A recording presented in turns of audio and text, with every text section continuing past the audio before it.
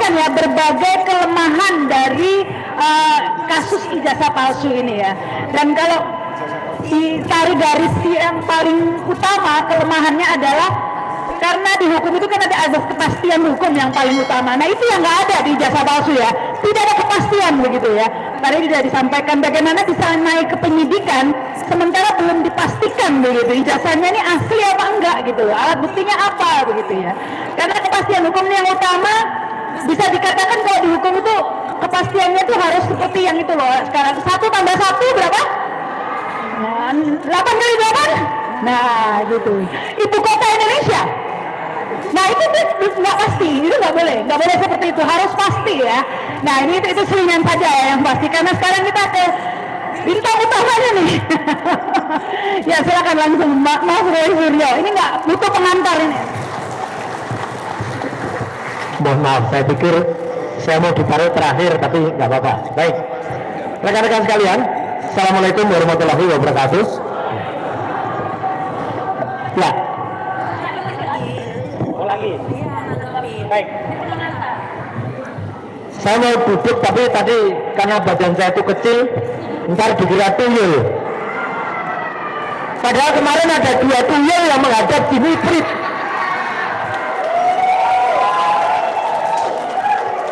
Ada yang bilang itu Musa dan Harun menghadap Fir'aun. Tapi kayaknya yang benar 2 tuyul itu ya kayaknya. Itu lebih tepat kayaknya. Nah itu. Baik. Rekan-rekan sekalian, saya harus sampaikan juga izin saya untuk Pak Kosinuddin. Salam dari Mas Rizwan Hasilan Sianipar dan juga Dr. Tifa, yang kita berdelapan atau berdua-belas ini sebenarnya masih tetap bersama. Ya, ingat aja itu. Ya, meskipun ada 2 yang melipir.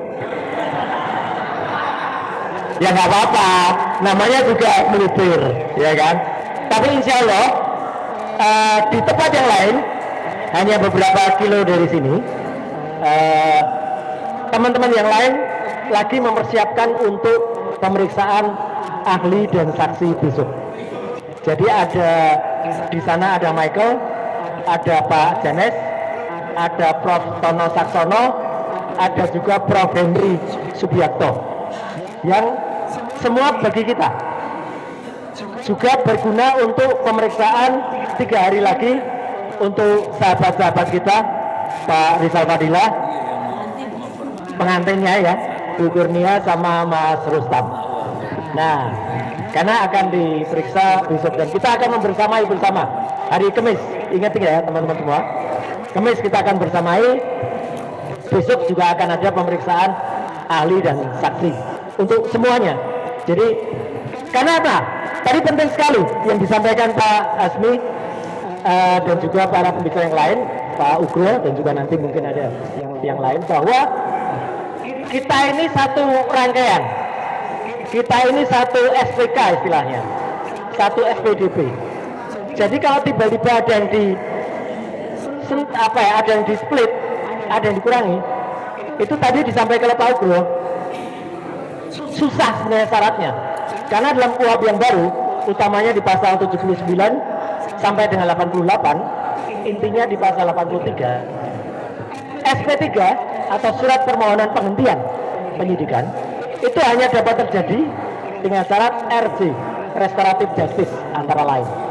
Dan syarat RJ itu antara lain dalam, kita kan bicara KUHP dan KUHP yang baru, harus ada penetapan pengadilan.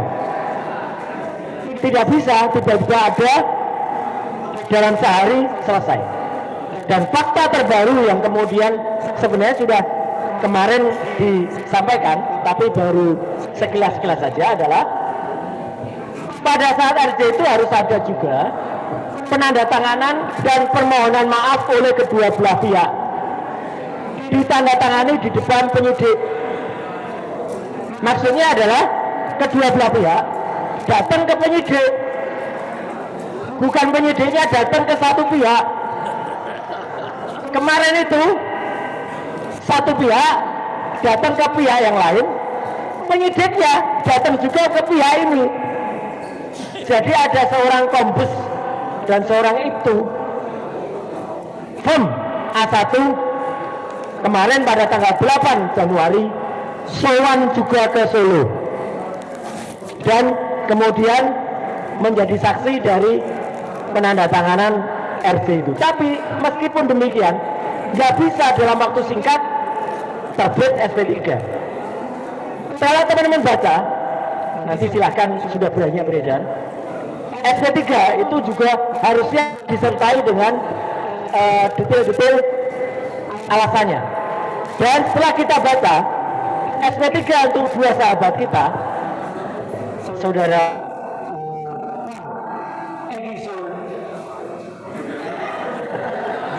Egi apa namanya? Sujana ya. Saya tadi mau deal gitu nggak bisa ya. Dan Damai Lubis baca pertimbangannya A, B, C, D, E, F, G, H, I, J, K itu adalah laporan dari Jokowi, laporan dari Lujumanan, laporan dari Ade Kurniawan, laporan dari Kamis Samuel Sweken, penetapan tersangka SPDP, L-nya tiba-tiba loncat SP3. Ini nggak bisa, harusnya ada RJ-nya kapan, surat permohonan RJ-nya kapan, tiba-tiba ini meloncat begitu saja. Jadi ini sebenarnya cacat. Nah, ada keinginan, ini lagi dibicarakan, apakah kita mempertanyakan SP3 itu. Tapi saya mengibaratkan gini teman-teman, ingat kan pernah ada iklan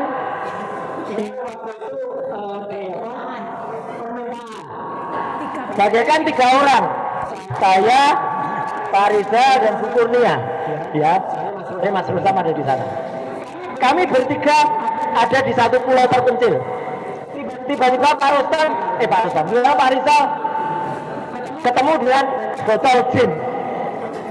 Dan permintaannya, kemudian Bu Kurnia minta ketemu keluarga. Lah saya permintaannya apa? Bawa kembali Pak Riza dan Bu Kurnia ke situ. Nah itu kalau kita menggugat jangan-jangan nanti kita dikira begitu. Ya. Tapi ya apapun itu yang akan dilakukan, saya terutama atau kami ikut dengan keputusan tim hukum. Jadi kalau tim hukum mau gugat SP3 silakan, mau tidak gugat kita mau cara lain silakan. Itu poin. Kita pun pantas untuk terus memberikan apresiasi kepada upaya-upaya yang telah dilakukan secara paralel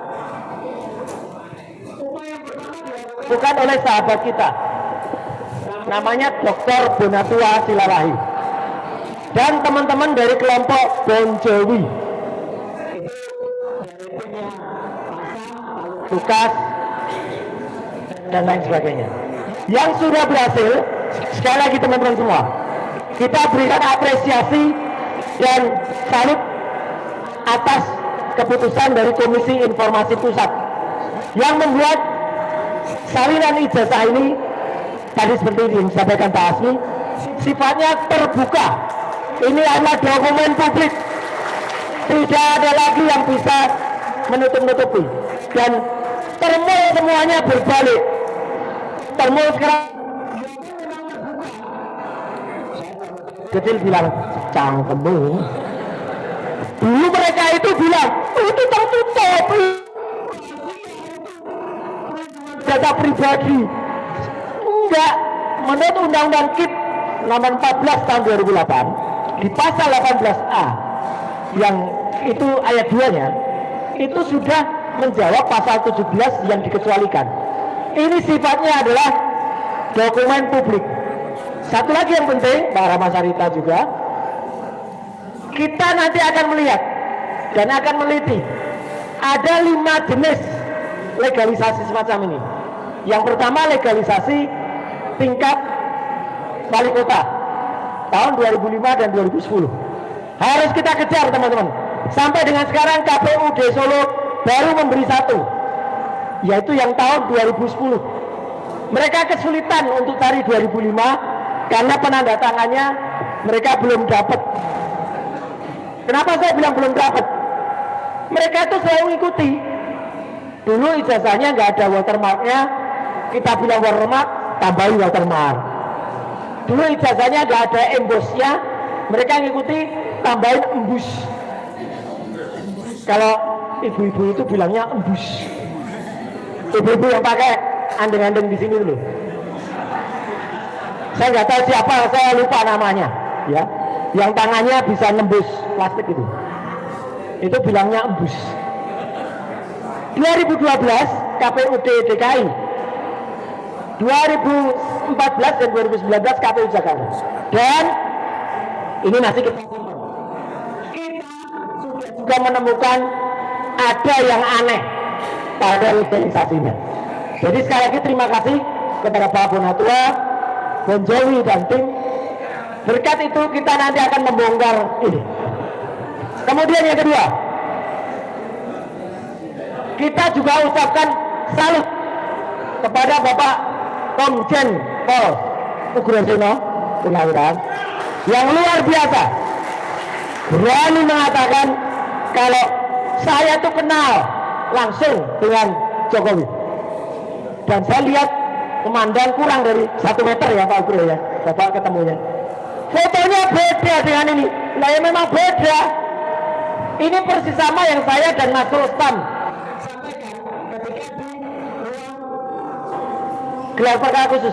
Saya langsung bilang foto ini terlalu baru untuk 40 tahun, terlalu kontras. Kalau Mas Rustam langsung bilang ini bibirnya bukan bibirnya Jokowi, ini matanya bukan matanya Jokowi, hidungnya juga bukan, itu bagus. Memang bukan. Picek ya orang itu. Dan barusan ada foto lain yang beredar juga, barusan ini hari-hari ini. Masa muda yang lupa pakai kacamata. Nah, kalau itu fotonya dia, confirm kalau itu, ya. Nah, jadi ijazah yang kita perbincangkan ini, yang kita perdebatkan ini, sekarang sudah dikasih watermark, sudah dikasih juga cat emboss. Tapi kita tidak bisa memastikan itu emboss atau enggak karena tidak bisa meraba. Dan ijazah aslinya, yang dibuat ijazah asli, kita juga doakan, kita ucapkan Al-Fatihah untuk almarhum Pak Bambang, karena ini ijazah asli dari almarhum Pak Bambang yang kemarin pada saat sidang CLS di Solo dibawakan oleh adiknya namanya Pak Rujito.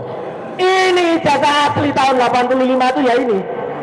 Ada emboss, ada watermark, ada hologramnya. Disenteri.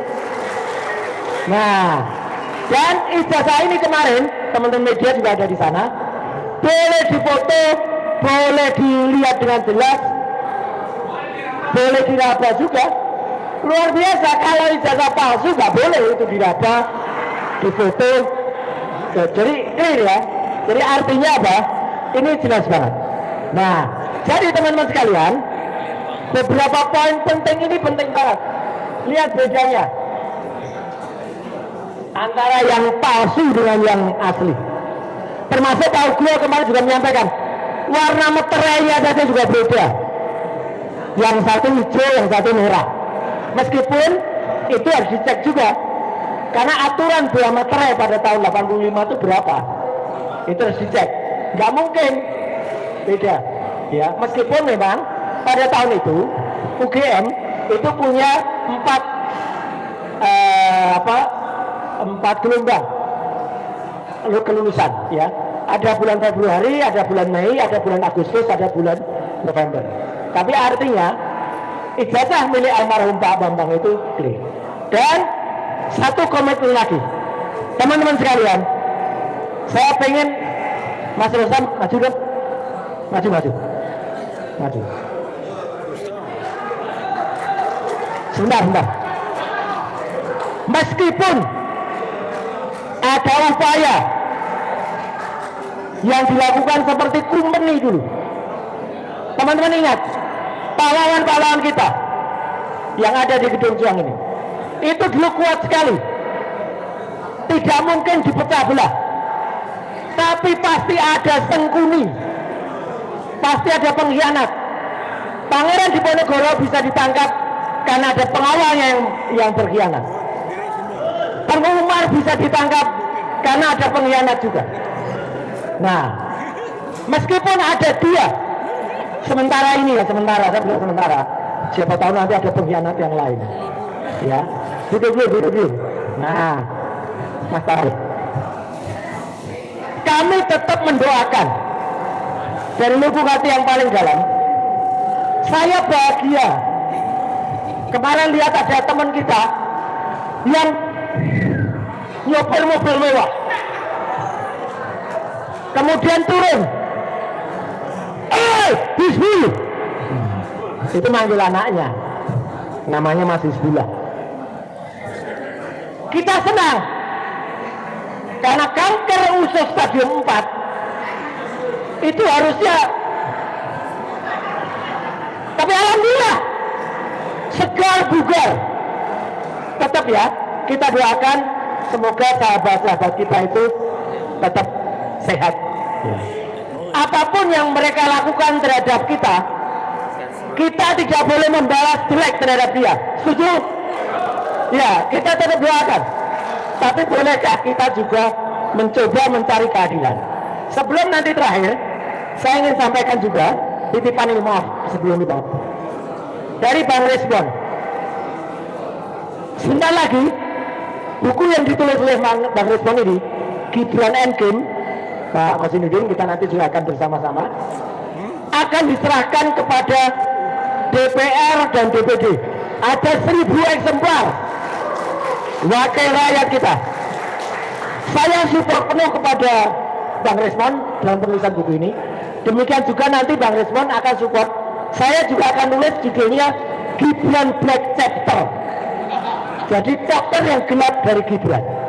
Dan at last but not least, teman-teman semua, meskipun kita dipecah-pecah secara company, saya mohon Pak Rustam, Pak Rizal, dan juga Bu Kurnia berdiri. Satukan langkah kita. Kita tetap bersatu dan kita tetap mohon kepada Allah SWT, tidak akan ada yang menghentikan perjuangan kita.